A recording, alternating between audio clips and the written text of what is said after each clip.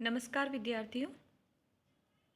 कृदंत भाग 9 में हम आज शानच प्रत्यय के बारे में जानेंगे। पिछले वीडियो में हमने क्षत्रिय प्रत्यय के बारे में जाना था। जैसे त और तवतु प्रत्यय एक साथ पढ़े जाते हैं, ठीक उसी प्रकार क्षत्रिय और शानच प्रत्यय भी एक साथ पढ़े जाते हैं। किंतु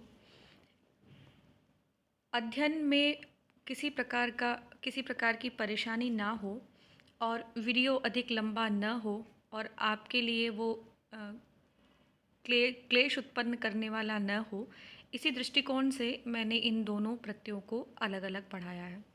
एक भाग में त, दूसरे भाग में तवतु, फिर एक भाग में क्षत्रिय और आज दूसरे भाग में शानच प्रत्यय पढ़ेंगे। शानच प्रत्यय, जैसा कि हमने पिछली बार क्षत्रिय प्रत्यय में पढ़ा था कि जैसे उसकी सत्संज्ञा होती है वैसे ही शानच प्रत्यय की भी सत्संज्ञा होती है। तौ सत यानी वे दोनों कौन? क्षत्रिय शानचौ। क्षत्रिय और शानच प्रत्ययों की सत अर्थात वर्तमान अथवा विद्यमान, इन अर्थ में यह संज्ञा होती है। दूसरा सूत्र है इसका, लटः क्षत्रिय शानचाव प्रथमा समानाधिकरणे, यानी लट लकार। क्षत्रिय शानचौ, क्षत्रिय और शानच प्रत्यय, औ के स्थान पर आव आदेश हुआ है, एचो अयवायाव से अयादि संधि है, तो शानचौ और फिर अप्रथमा समानाधिकरणे, यानी अप्रथमांत पदों के साथ में यदि लट का अधिकरण समान यानी लट अधिकरण हो, समान हो, तो लट के स्थान पर शानच प्रत्यय होता है, साथ में क्षत्रिय प्रत्यय भी होता है। अब यहाँ पर लट का चूंकि पुनः ग्रहण किया गया है, इसीलिए प्रथमा के समानाधिकरण में भी ये दोनों प्रत्यय हो जाएंगे। यह बात भी हमने पिछले वीडियो में पढ़ी थी। नियम लिखते हैं ये, लंग लट इत्यनुवर्तमाने पुनर्लट ग्रहणात् प्रथमा समानाधिकरणे अपि क्वचित, यानी कहीं कहीं पर भी प्रथमा के समान अधिकरण होने पर भी क्षत्रिय और शानच प्रत्यय प्रयोग कर लिए जाते हैं, क्योंकि यहाँ पर ये जो लट दिया हुआ है, ये वाला ये लट जो लिखा हुआ है, यह पुनः ग्रहण है। पुनः ग्रहण कैसे है? क्योंकि क्षत्रिय और शानच प्रत्यय की पहले ही सत्संज्ञा हो चुकी है, यानी वर्तमान विद्यमान संज्ञा हो चुकी है। और चूंकि हम सभी जानते हैं कि जो वर्तमान और विद्यमान में यानी समान इस काल के अंदर लट लकार लगता है, तो लट लकार तो पहले से अनुवृत्त है इसमें, फिर भी पुनः लट का ग्रहण किया। चूंकि वैयाकरण और दार्शनिक किसी भी एक शब्द को पुनः कहने से पुनरुक्ति दोष मानते हैं। पूरे व्याकरण में इस चीज़ का पाणिनि ने ध्यान भी रखा है। तो पुनः लट का ग्रहण करना इस बात को बताता है कि केवल अप्रथमांत पदों में अर्थात द्वितीयांत आदि पदों में ही लट के स्थान पर क्षत्रिय और शानच प्रत्यय नहीं होंगे, अपितु क्वचित कहीं कहीं पर अप्रथमांत पदों में और प्रथमांत पदों में भी क्षत्रिय प्रथमा लट के स्थान पर क्षत्रिय और शानच प्रत्यय हो जाएंगे। अब हमने पिछले बार पढ़ा था क्षत्रिय प्रत्यय लगता है परस्मैपदी धातुओं से और शानच प्रत्यय लगता है आत्मनेपदी धातुओं से। इन धातुओं का भेद कर्ता को प्राप्त होने वाले फल के अनुसार होता है। जब किसी भी क्रिया का फल स्वयं कर्ता को ही प्राप्त होता है, तब ऐसी धातुएं आत्मनेपदी होती है, यानी आत्मने अपने आप के लिए ही, ऐसे पद वाली धातुएं आत्मनेपदी कहलाती है। और परस्मैई यानी दूसरे के लिए, जिस क्रिया का फल जब किसी दूसरे को प्राप्त होता है, तो ऐसी धातुएं कहलाती है परस्मैपदी। तो क्षत्रिय प्रत्यय जो होते हैं धातुओं से, वो परस्मैई पद में होते हैं और शानच प्रत्यय जो होते हैं वो आत्मनेय पद में होते हैं। जैसे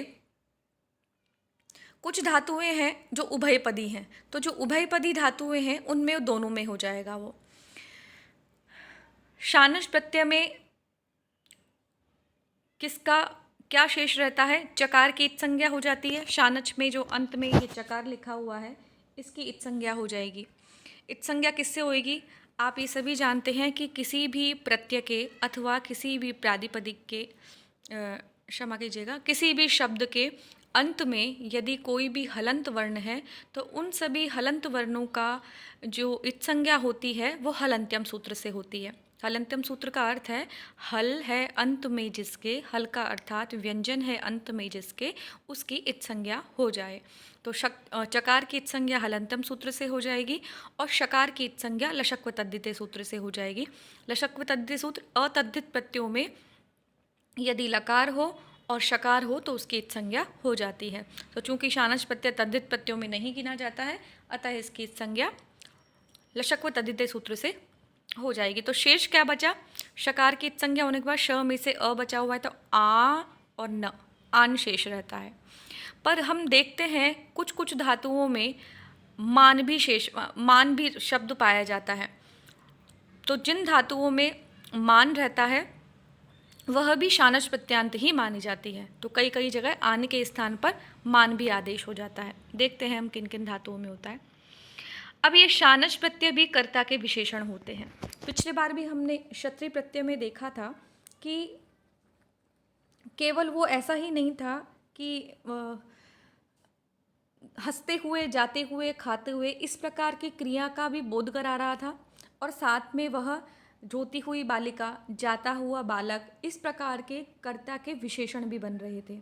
बिल्कुल ऐसा ही शानच प्रत्यय के साथ भी है।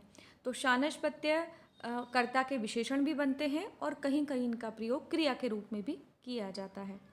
तो शयानम शिशुम माँ प्रबोधयः, ये उदाहरण है। तो इसमें जो शब्द है शयानम, यह जो है यह क्षत्रिय प्रत्यांत, क्षमा कीजिए, शानच प्रत्यांत शब्द है। तो शींग धातु से शानच प्रत्यय करने पर शब्द बना शयानः। अब इसका द्वितीय विभक्ति एक वचन में रूप बनेगा शयानम, क्योंकि सोते हुए शिशु को। अब चूंकि आप जानते हैं कर्ता ने कर्म को, एक तो इस तरह से। दूसरा, जो प्रबोधय धातु है उस धातु का जो कर्म है वो क्या है? शिशु। शिशु में द्वितीय विभक्ति आएगी, क्योंकि हमने नियम पढ़ा है कि कर्म में कर्मणि द्वितीय से द्वितीय विभक्ति आती है। तो शिशुम में जब द्वितीय विभक्ति आएगी तो इसका जो विशेषण बनने वाला है सोता हुआ बालक, तो सोते हुए में भी द्वितीय विभक्ति आएगी। तो शयानम शिशुम माँ प्रबोधयः, सोते हुए बच्चे को मत जगाइए। अब यहाँ जो यह धातु है शींग शयने धातु, यह सोने अर्थ में आती है और इसका प्रयोग केवल आत्मनेपदी धातुओं में ही होता है। इसका प्रयोग नहीं, अभी तो ये कहें कि शींग धातु जो है वो आत्मनेपदी धातुओं में गिनी जाती है। दूसरा, लज्जमाना वधूः आगच्छति। अब देखिए यहाँ जो पहला वाला है यहाँ पे तो ये द्वितीयांत पद है, ये जो शयानम है इसमें द्वितीय विभक्ति हुई है। अब लज्जमाना वधू जो है यहाँ पे वधूः प्रथमा विभक्ति का है, इसलिए लज्जमाना स्त्रीलिंग में शानच प्रत्यय करके लज धातु से यहाँ पे लज्जमाना बना है। तो ये प्रथमांत पद है। तो इससे स्पष्ट है कि शानच प्रत्यय केवल अप्रथमांत पदों में ही नहीं अपितु प्रथमांत पदों में भी लगते हैं। तो वधूः प्रथमा विभक्ति एक वचन का है, तो लज्जमाना भी प्रथमा विभक्ति एक वचन का है। इसमें मानः पुल्लिंग में बनता है, फिर स्त्रीलिंग में टाप प्रत्यय होकर माना बनेगा। आगच्छति यानी लजाती हुई वधू यानी बहू आगच्छति आती है। अब देखिए शानच में कभी कभी अकार के स्थान पर मकार भी जुड़ता है, जैसे शयानः, यहाँ पे तो आन जुड़ा है, और लज्जमाना यहाँ पर मान जुड़ा है। तो मान का क्या कारण है?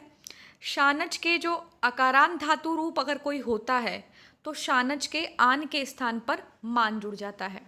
और मान क्यों जुड़ता है? क्योंकि जो अकारांत धातु है उसको आने मुख यानी अदंत अंग के स्थान पर मुख आदेश हो जाता है। तो ये मुख में से ककार की संज्ञा हो जाएगी। उपदेशे अज अनुनासिक इत सूत्र के द्वारा उपदेश की अवस्था में अनुनासिक अच की इत संज्ञा हो, उससे उकार की इत संज्ञा होगी। मैं इस मुख की बात कर रही हूँ। इसमें जो ककार है यानी क है, इस ककार की इत संज्ञा हलद्यम सूत्र से, और मुख के जो उकार है इस उकार की इत संज्ञा उपदेशे अज अनुनासिक इत से होगी। यानी उपदेश की अवस्था में, अर्थात जो मूल कोई शब्द है, आदि उच्चारण है, संस्कृत के व्याकरण ग्रंथों में उपदेश की परिभाषा लिखते हैं उपदेश आद्य उच्चारणम। कि जो आदि उच्चारण है पाणिनि, कात्यायन और पतंजलि ने जो प्रथम तैयार लिखा है उसको उपदेश कहते हैं। तो उपदेश की अवस्था में यदि कोई अच है तो उस अच की इत संज्ञा हो जाए तो मुख में से उकार की इत संज्ञा होकर अब रहता है हलंत, हलंत युक्त म शेष रहता है। कैसा मैं शेष रहता है? केवल हलंत युक्त म शेष रहता है। तो यहाँ तो हलंत युक्त म शेष रहता है तो रहा केवल म। तो म और आन क्या शब्द बनेगा? मान। अब ये मान कहाँ जुड़ेगा?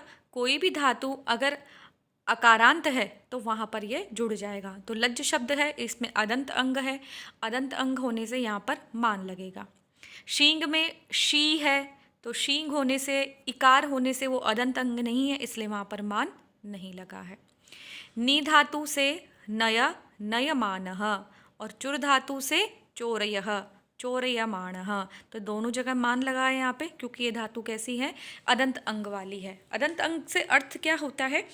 अंग का मतलब होता है अंतिम भाग। तो अंतिम भाग जो किसी भी धातु का है वह अगर अकार है तो वह अदंत अंग कहलाएगा। ठीक है, आगे देखते हैं। अब कुछ धातुएं हैं और उनसे बनने वाले शानच प्रत्यय वाले शब्द हैं। देखिए, इनमें देखिए सबसे पहले आत्मनेपदी धातुओं से शानच प्रत्यांत शब्द कैसे बने हैं। ईक्ष धातु से नपुंसक लिंग में शब्द बना ईक्षमाणम। अब देखिए ईक्ष भी कैसी धातु है? अदंत अंग वाली है, इसलिए यहाँ पर मान आएगा। ईक्षमाणम नपुंसक लिंग में, पुल्लिंग में ईक्षमाणः और स्त्रीलिंग में ईक्षमाणा।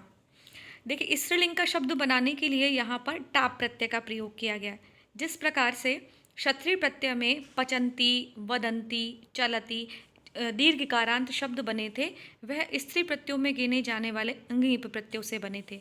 और यहाँ शानच प्रत्यय में जो स्त्रीलिंग शब्द बन रहा है वो टाप प्रत्यय लगाने से बन रहा है। टाप प्रत्यय में से आकार शेष रहता है और अंगिप प्रत्ययों में से दीर्घ इकार शेष रहता है। तो अब जो इनके रूप चलते हैं, चूंकि ये कर्ता के विशेषण भी बनते हैं, तो कर्ता के विशेषण बनने के कारण इनमें वही विभक्ति, वही वचन और वही रूप लगता है जैसा कि कर्ता का या अथवा विशेष्य का होता है। तो इस दृष्टि से इनके सातों विभक्तियों में रूप चलते हैं। अब ईक्षमाणम का रूप सरल तरीके से जैसे फलम, फले, फलानी है, पुस्तकम, पुस्तके, पुस्तकानी है, बिल्कुल उसी प्रकार सातों विभक्तियों में ईक्षमाणम, ईक्षमाणे, ईक्षमाणानी इस प्रकार से रूप चलेंगे। पुल्लिंग में ईक्षमाणः बना तो रामवत रूप चलेंगे। रामः, रामौ, रामाः, ईक्षमाणः, ईक्षमाणौ, ईक्षमाणाः। स्त्रीलिंग में इसके रूप रमावत चलेंगे। रमा के रूप रमा, रमे, रमाः, अथवा अगर आपको लता के याद हो लता, लते, लताः। तो ईक्षमाणा, ईक्षमाणे, ईक्षमाणाः। इसी प्रकार से सभी के रूप चलेंगे। देखिए जन धातु में जायमानम, जायमानः, जायमाना।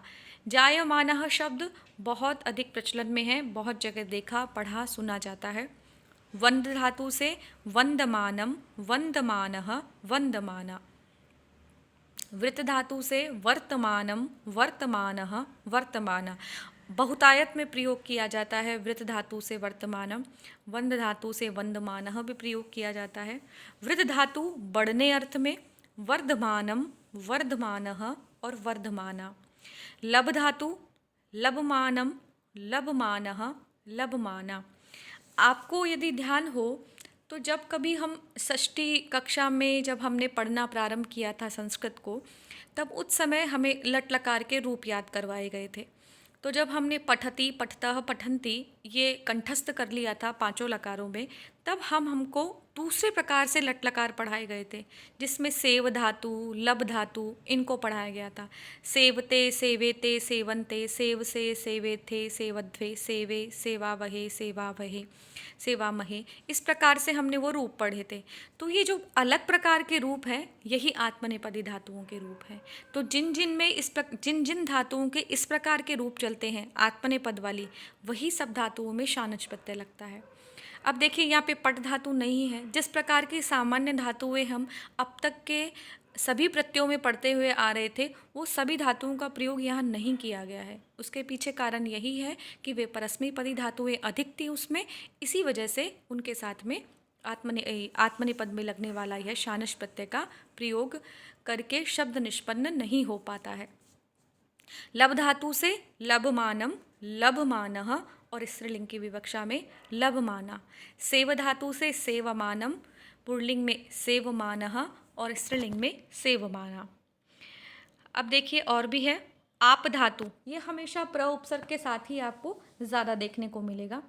प्राप्यमाणः, अब ये उभयपदी धातु है, क्योंकि इससे हमने त प्रत्यान शब्द भी पढ़ा था और इससे हमने प्राप्यते, ये आत्मनेपदी धातु है पूर्णतः। एद धातु, ये भी आत्मनेपदी धातु, एधमानः। काश धातु, एद का मतलब भी बढ़ना होता है, और काश धातु प्रकाशमानः, प्रकट करने अर्थ में भी और चमकने अर्थ में भी इस धातु का प्रयोग किया जाता है। क्री धातु डुक्रिय करने धातु होती है, मूल में करने अर्थ में प्रयोग की जाती है। इससे शब्द बनता है कुर्वाणः, ये परीक्षा की दृष्टि से इम्पॉर्टेंट है। दा धातु से ददानः बनता है, तो ये भी इम्पॉर्टेंट है। द्यु धातु से द्योतमानः, द्यु दिव क्रीड़ा अर्थ में भी होती है और द्यु चमकने अर्थ में भी होती है, या संकेत अर्थ में भी होती है।